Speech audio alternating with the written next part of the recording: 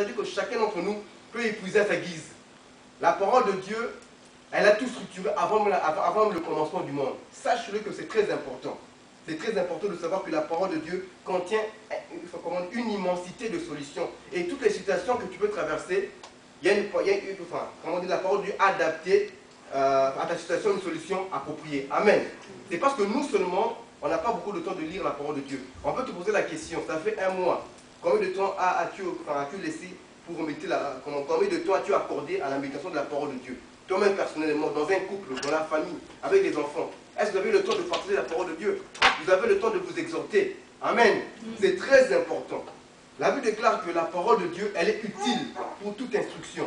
Elle est utile pour donner la connaissance.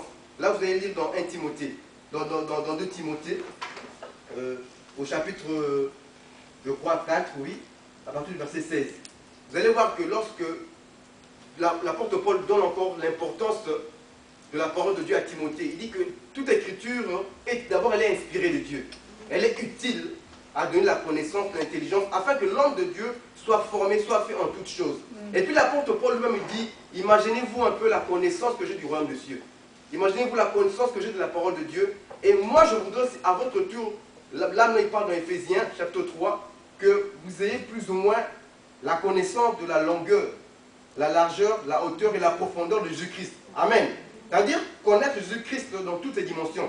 Comme vous avez prêché un jour l'apôtre Adolphe, c'est-à-dire connaître quelle est la longueur de Jésus-Christ, quelle est sa largeur, quelle est sa hauteur et sa profondeur. En d'autres termes, pour raccourcir, pour simplifier, l'apôtre Paul voulait dire, il suffit maintenant que la parole de Dieu nous enseigne quelle est la personnalité de Jésus-Christ, c'est-à-dire toutes les facettes de notre Dieu. Amen. Amen.